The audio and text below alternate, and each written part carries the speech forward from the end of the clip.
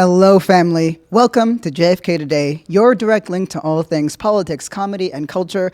I'm your host, Janaya Future Khan, champ yapper and frequent nuisance in the activist and comedy worlds. Let's get dialed in. That's right, you just heard my dog sneeze in the background.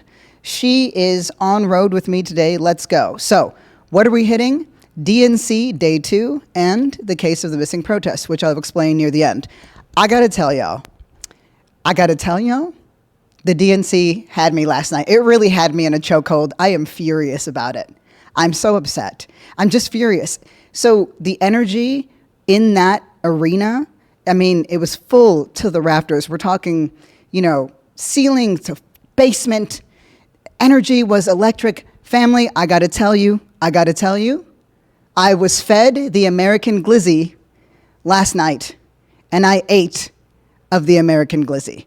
I got to tell you, I don't want it. I didn't want it, but it was nice. I'm not going to lie. I have been, for a moment, lived out. I'm lived out because I got to tell you something. They had me so good last night at the DNC. They had me so lived out for a minute on that American glizzy that it had me thinking about Joe Biden. And I said, you know what? Maybe, he needed to go, but maybe we were too hard on him a little bit when it came to just the day-to-day. That's what that American glizzy had me thinking. It was like, maybe he wasn't just freezing up on the largest debate stage in the world. Maybe a nigga was just trying to take in the vibes. Maybe Joe Biden was just trying to take in the vibes. Maybe that's what it was. He needed to go. But they had me fooled. I'm just like, maybe he was just trying to live his life. But for real, all jokes aside, the DNC really is just like the glizzy. It looks good, it tastes good, but it lacks nutritional value, and you're gonna feel it later. Do you know what I mean? It's not gonna sit right later. We need substance, and we need sustainability, and we need it now. So with that, what were the wins? Doug Emhoff, I think we can say that beautiful Muppet of a man, he is so sweet. He doesn't talk like a politician. He doesn't act like a politician. He doesn't move like a politician. But hearing him champion Kamala Harris as the person, the human, was a good look, right? He comes across as warm and as regular and human. And those are sometimes misses for Kamala Harris. Now, I'm very, very keen on seeing what she comes out with post Day 2, post the Obamas, post the introduction and reintroduction, right? So I'm all for it. I'm all for Doug championing his girl. I'll just say this. That's his job, right? That's his job. We still need to see all the things that we need to see. So who was the second winner there? It bodes well for their movement, I say that. So what's the second win? Bernie Sanders went full butch last night. He went full fucking butch. He put on his slacks. He put the garters on his socks. He slicked back his hair, and he went to town at the DNC. He was butched up, and he was full of fire. I'm here for it. Whereas some pundits say that it was just an endless list of things that he hates, right? I'm like, no, you're misinterpreting the Brooklyn Jewish accent, okay? He was handling business. Those were hits. You were asleep. Those were hits. He hit us with the hits. I got to tell you, he went after corporate power. He went after money in politics. He brought up, again, oligarchy, which is a word that actually applies here, but we kind of run back from, which I'm okay with. I'm like, it took years to get fascist in, and I don't even know if it slaps the way it needs to, but he brought it up. But what was the standout moment, right? I mean, we got the kind of Bernie Sanders that brought that fervor, that looked at the big money and big politics in 2017. We felt some of that. But what was it really that made him stand out? What was it really that felt like that 2016 Bernie? He explicitly called for an end of war in Gaza, and that Israel must stop their assault. That might not seem like enough, right?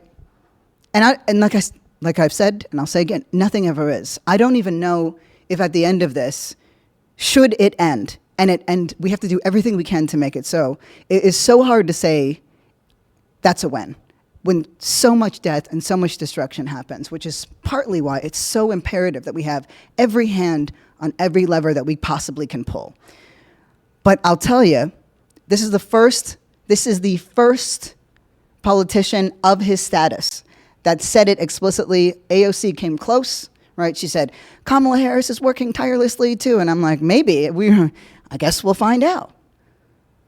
But Bernie Sanders came out swinging, and you got to ask yourself, what was the response in that room, right? Because this is the guy back in 2016 that made us realize we're not nuts. There is a big difference between establishment Dems like Schumer and Pelosi and the powers that be and Jeffries and the other old losers, right? And these two things, one doesn't equal the other. They are gangster-ass old people. We just don't have them where we need them.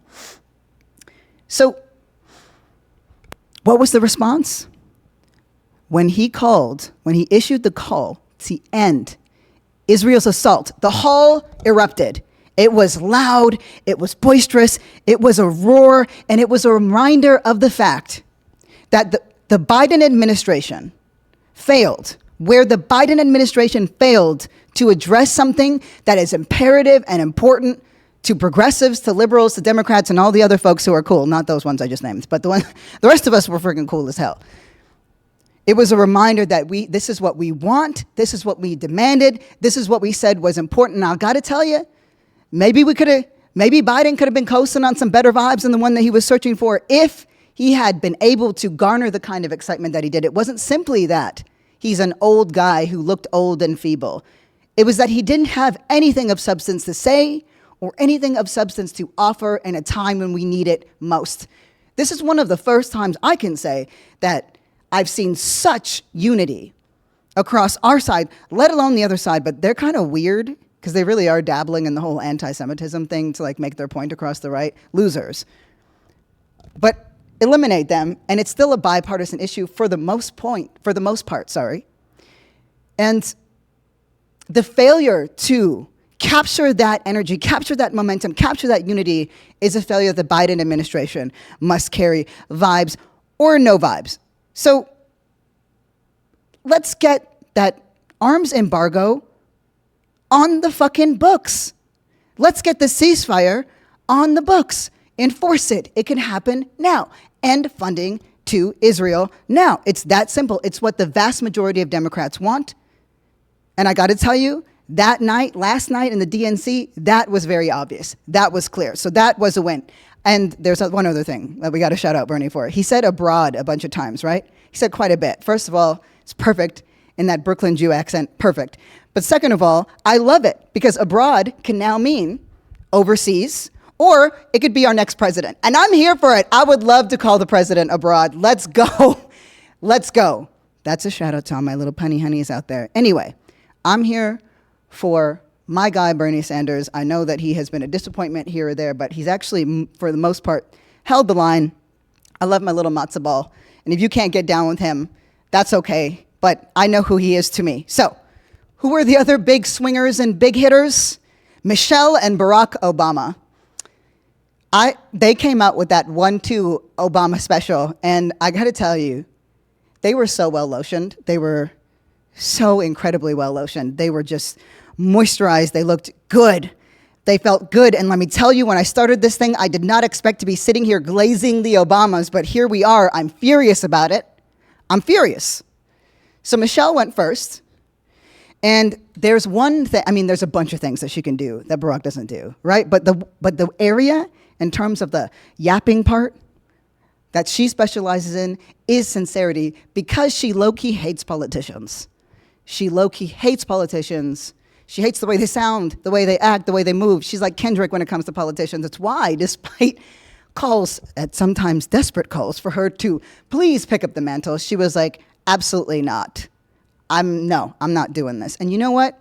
Good for her. But I'll tell you, because she doesn't want to be a politician, because she doesn't get down with politicians, she can actually speak with sincerity as somebody who doesn't love it, but gets it because she's so close to power and understands how it works, right? And she comes across as coming from such a real place. And I got to tell you, When I say that, I mean, she had these micro braids that were plaited Viking style.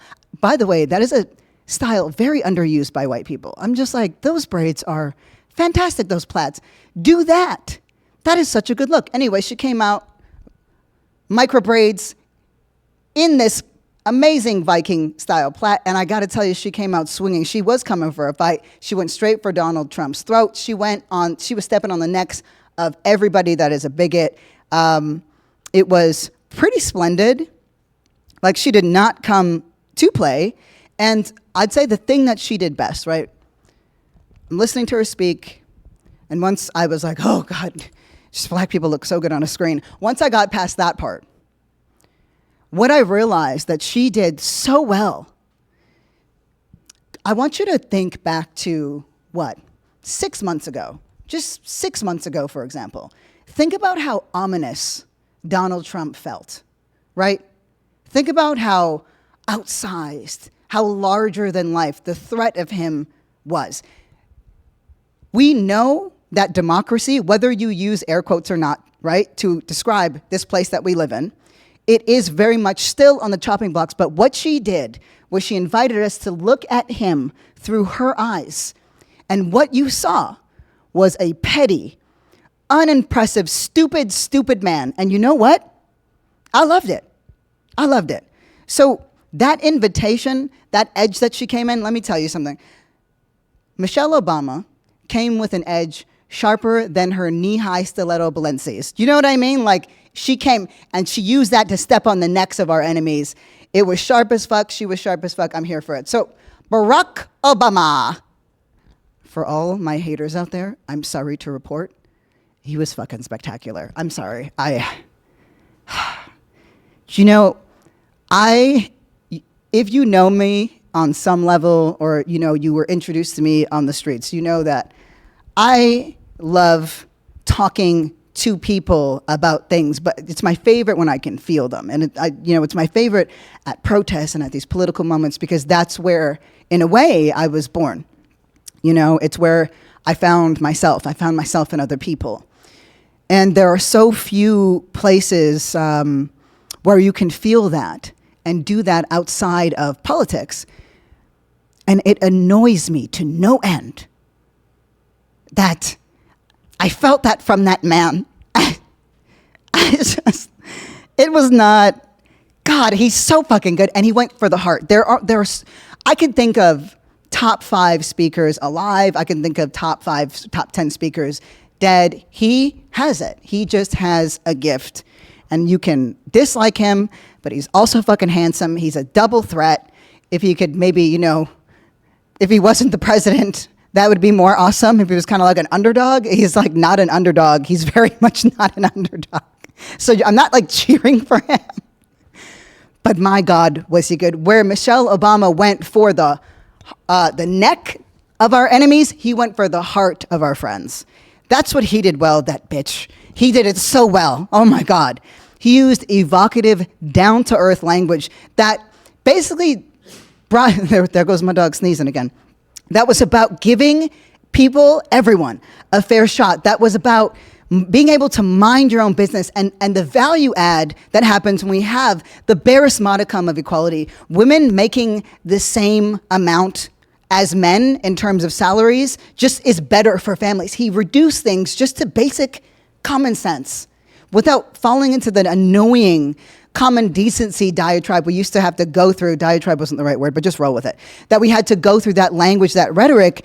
It's different now. It feels different now. What's needed is different now, right? He talked about the need to be able to make decisions about our own lives. And how once we're able to do that, if we're allowed to do that, then other people should also be allowed to do that. They're allowed to make decisions that are different than ours, and that's okay. And when you hear the Obamas, everybody's mom and dad, right? Sometimes we hate our parents, sometimes we love them. But everybody's mom and dad, when you hear them say, it's okay, it kind of conveys that it is. They spent a little bit too much time talking about how everybody makes mistakes, and I'm like, who's everybody? Okay, because it's a little different when you're the president. Okay, a little bit different. You have whole teams of people and whole campaign managers and an entire staff that are there to help you not make mistakes. The mistakes that I'm here for somebody with that much power is like a bus not running on time. Do you know what I mean? Like, you can miss a bus. You could be late for a speech. Dropping drones and bombs on people, I'm not sure if that's what counts as just human beings making mistakes from his vantage point. I'm not sure. But I'd like to believe that he's just trying to, humanize it in a way that kind of equalizes the playing field. And I appreciate it, but it doesn't really slap. It didn't slap the way I wanted it to. What was the standout moment for me? Michelle Obama recently lost her mother. She talked about it on stage. And, Barack used the experiences of his mother-in-law and his grandmother that raised him, right? One, a black woman from the south side of Chicago. The other, a white woman from Kansas, from a small place that I can't remember the name of for some reason. That tells you how small it was. And, he made a riff off of that. That was fucking excellent. A bunch of people cheered when he said the small place in Kansas, and he said, I know there's not that many people there. And then everybody laughed, and I was once again furious because he is so good at this. But it was a beautiful story. It was a juxtaposition about these two women, right, and their hard work and their integrity and what it felt like to have a good meal and laughter around a kitchen table. That was literally a quote of his, right? And how important it was for these two women who had come from such different walks of life to see their children go to places they never imagined for themselves. These were people, he said, that were not impressed by braggarts and bullies. And you know what? That was the most powerful part of his speech. Right around that time that Barack Obama was speaking, they cut to a black lady who had one of those, a little tear that was just slow rolling down her face. Perfect timing. I'm like, did you look for her?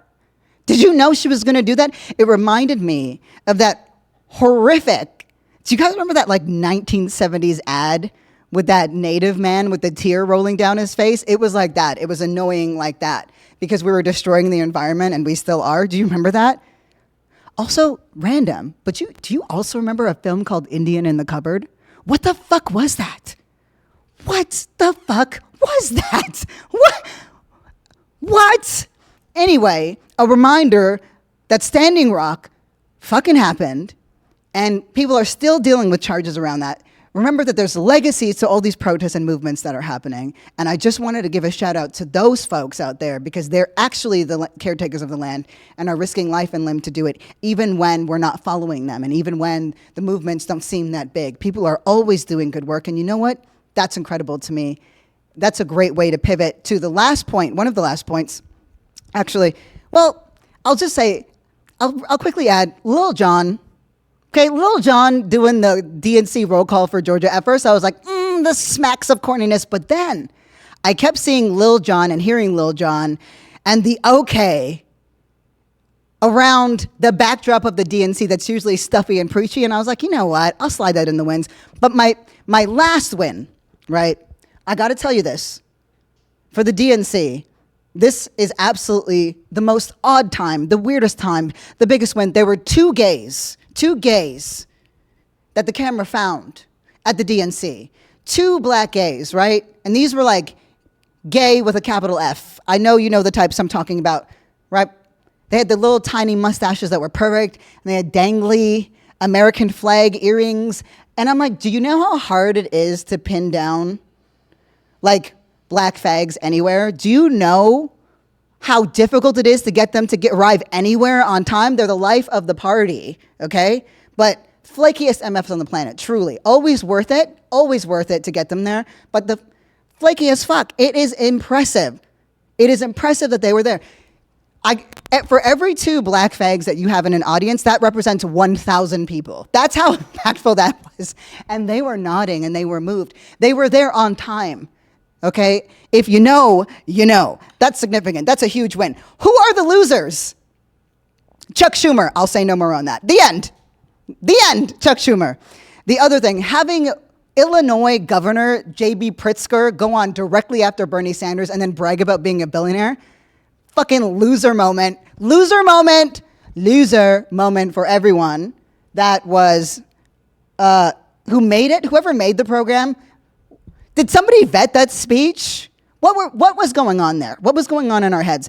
Bernie Sanders is like, F billionaires, F corporate power, F big money in politics, and then we're just going to peddle out our billionaire? I guess, though, I don't know how many people would qualify in the DNC if we made it about money. Anyway, Tony Evers, Wisconsin governor, kind of fumbled the bag. It's almost like he low-key forgot Kamala Harris's name. I'm just going to say he was just overwhelmed by the excitement. I might let him pass for that. And the last loser moment, right, is the undercurrent of scolding that was sometimes present, right, in the speeches for those that was directed to anybody critical of the Democratic Party at this time, right? It was there with the Obamas. It was there, with everyone else. And yes, they were talking about unity and timing and everything else. And I agree with those points. But to criticize something, as James Baldwin reminds us often, is to love it. And that does not mean that you love America, but your home and what it could be, and that you see what the potential of it is. And you know what? That's always worth mentioning. That's always worth fighting for. So on to the next. The case of the missing protests, right? When this whole DNC thing was happening, and when the organizers in Chicago knew that this was happening, they slated and they said they were prepared for tens of thousands of protesters. That's what they prepared themselves for, right? But they're not there. They're not there. The organizers said that they would shut down the DNC for Gaza, right? And what I expected was that this would maybe be something like 1968, where during the Democratic Convention, the demonstrations just had the city entangled, right? They shook the party up. And these particular groups, right, they were like, we want to get killer Kamala, we want to hold her accountable, we want to hold Genocide Joe accountable. They anticipated, and these are actual organizations, right, like, Freedom Road Socialist Organization, etc., right? They anticipated 30 to 40,000 people, protesters, were going to be on hand during Monday's kickoff. And I've been following this closely. On that day, only a few thousand people showed up, right? Around 3,500. Laying across the floor, and there's a bunch of, super lefty streamers who were there. There's the point is, I'm not just getting this from mainstream media outlets that always minimize our shit. Like, I'm seeing the actual footage from multiple angles and multiple people, many of whom are trusted and vetted. I saw piles of signs that were supposed to be in people's hands, lifting them up. Victory to the Palestine resistance, and all the other things. They had paint ready to put blood on the hands, and, there were signs that said, Killer Kamala and Genocide Joe. That first day of the protest, that was the most successful one. Later on, in a protest march, 100 people attended. Right? A protest march in the DNC and this group is called the Poor People's Army. I guess they delayed the start by 90 minutes because they weren't reaching critical mass, right? And just to give you some idea of how stark that must have felt for them, Jill Stein was there. So they had done their work. They had the infrastructure, right? They were going to hit this convention. They wanted to talk about crimes against humanity, and nobody showed up. Whose fault is it? Or is there a fault? I want to say that this sucks. I understand, but it's okay. Look, let me explain what needs to happen right now. And what I mean, like in yesterday and a few episodes, I said it's about seizing the momentum and guiding it where it needs to be. Let me explain what I need, right? What I mean by that. For one, you have to understand that people, just as a baseline, human beings, we're annoying. You tell us something, we think the other thing. If you're like me, you're stubborn, and I have to find things out the hard way. I'm very irritating that way, but we have this itch when somebody presents something as a full, conclusive thing that doesn't line up with our stories, we immediately want to push back against it. Now, imagine that from 30,000 feet up. If there's a popular belief or a popular narrative, and you come against that directly, right? And I've talked about how much that doesn't work. It works really well when you go against the right That makes a lot of sense. You can take liberties when you go against the right because, well, if you are a person who supports fascism, if you're a person who hates trans people, if you're a person who is anti-abortion, etc., you can make real judgments on a person's character. And also, we don't have to give a fuck about them. Like, we really don't. It doesn't work so well when we're technically, and I'm using technically, on the same side, right? It's harder. And so what you've seen is a shift in momentum. With Joe Biden, there was a clear enemy and a person, and I use enemy literally and loosely, right? He was somebody that needed to do something that was the right thing and force his administration on and quell Netanyahu's loud, irritating voice. Just shut it down and enforce a ceasefire. He didn't do that. So that was clear. With Kamala Harris, all this momentum has swung. And I can feel that it might be hurtful. I've been there. I know what it feels like. It might be painful. It might suck. But this is not a bad thing. And it doesn't mean the movement is dying, but it does mean you have to change course. This is a great time because we need to wait for the information to come. We simply don't have the information that we need right now to fight Kamala, in the event that we have to. And it's very likely that we will on several things. This is a moment to be doing incredible culture work. This is the moment to be having arguments at the kitchen table and come up with this beautiful, thought-provoking, demanding, visually compelling moments. But if we just keep defaulting to protest, people get tired, and you have to seize momentum. I'm going to give you an example of what I mean when I say that, because I have been saying that. When it comes to the right, you can attack character, right? But when it comes to our side, you have to use character. Let me explain. I was talking to KR, and they were telling me they're watching a Democracy Now! Segment, and it was covering the protesters who are out in Chicago, okay? So the protesters are out in Chicago, and they're being interviewed by Democracy Now! And there are several people who are explicitly going after Tim Walz, right? And they say, we're going after Tim Walz. There were one or two other things, but the main thing was that at different points in time, he had supported Israel by maybe giving the green stamp to yes, you have my vote, send funds, whatever.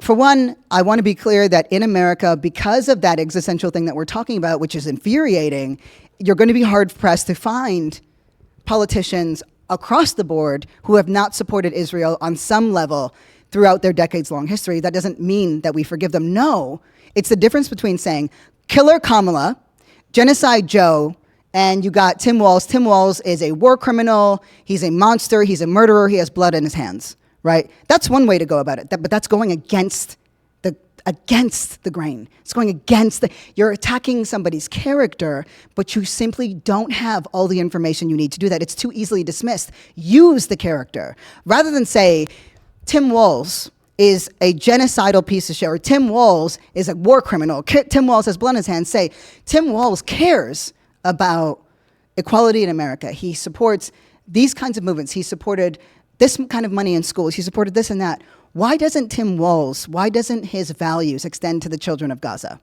That's how you do it. One closes down the thing and puts yourself in opposition against the force, and the other one absorbs it. You use the character that people are presenting, not really against them, to be perfectly honest with you, but you're not putting yourself against the people's popular belief. You're absorbing it. And you're saying, hey, if this and this and this is true, which is what people believe, right? I like Tim Walz. He seems like a decent guy to me. But as you know, I care about the policies and I care about the politics. I think that he is a value add, but our job is to move these hoes where we need them to be. Rather than constantly put ourselves in opposition, say the same thing, but better, by absorbing it and not putting yourself and alienating the very folks who we're trying to compel to action. And when I say compel to action, I'm not talking about our politicians. I'm talking about the population. I'm talking about the people that you are trying to engage when you say, hey, join my protest, join my march. We are outraged, we're disgusted, we're sad. This moment when you see momentum shift, don't judge the momentum. Don't be filled with contempt for the momentum. Steer it. Be the container for the momentum, because again, you can't hate the very people that you're supposed to serve. And as organizers, and as activists, as advocates, as people who care, these are acts of service, my friends. You came in here for attention, you came to the wrong fucking place. You came to the wrong place, right? You might be better off as an influencer Because at least, even if you're a micro one, you can get the kind of attention and affirmation that you need. But if you came here to do service, this is what it looks like. And this is how rhetoric works. Because if you need the reminder of how we got Jordan fucking Peterson, which I will never forgive Canada for, it was because he was seen as a target, and it's, a bunch of student organizers who were not that experienced. And these things are okay, right? But they weren't that experienced. They made him a target without thinking through a plan because because they genuinely cared, and also because it was a good story that they could share with their friends. So they created a counterforce against him, or a force against him, and then a counterforce rose up, and we made a mountain of a man. That is partly why it's so essential to not do that, to not put yourself in opposition to people and their popular beliefs, but rather to absorb the people and their popular beliefs. That means that we also are not alienating them.